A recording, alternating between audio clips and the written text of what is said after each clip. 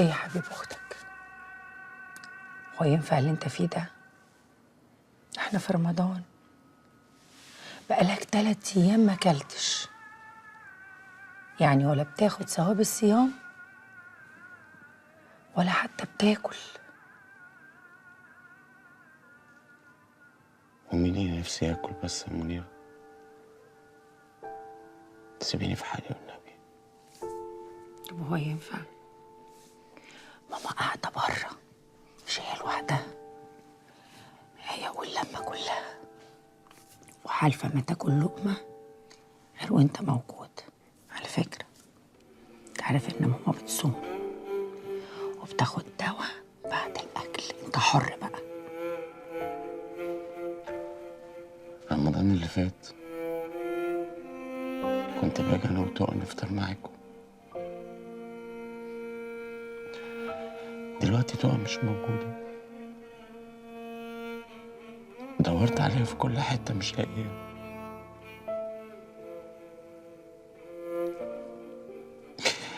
أنا مش عارف أعيش من غيرها يا منيرة، مش عارف آكل ولا أشرب ولا أنام، يعني ما بنامش خالص. أنا حاسس إن أنا مش موجود.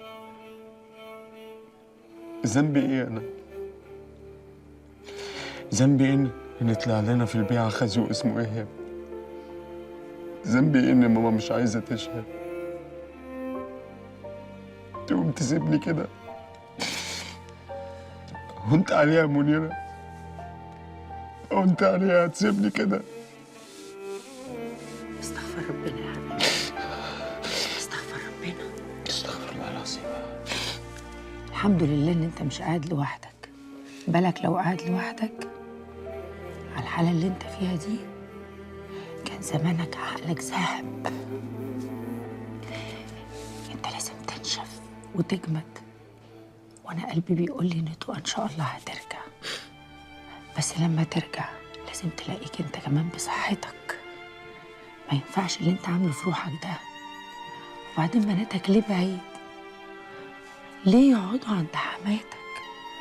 ما يجوا يقعدوا معانا هنا مع ولاد كمال، او هيملوا علينا البيت ويخففوا عنك حبه. مش قادر اشوف حد، مش قادر اشوف اي حد. نفسي فيها قوي، نفسي اشوفها.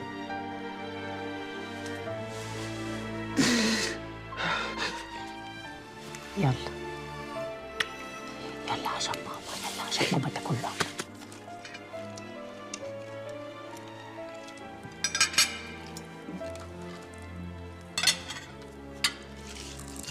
طب دوقي، كل يا حبيبي، يلا بالهنا والشفا. الجلسة يوم 28 رمضان، انتوا فاكرين مش كده؟ هي شقة الشروق خلصت تشطيبات ولا لسه؟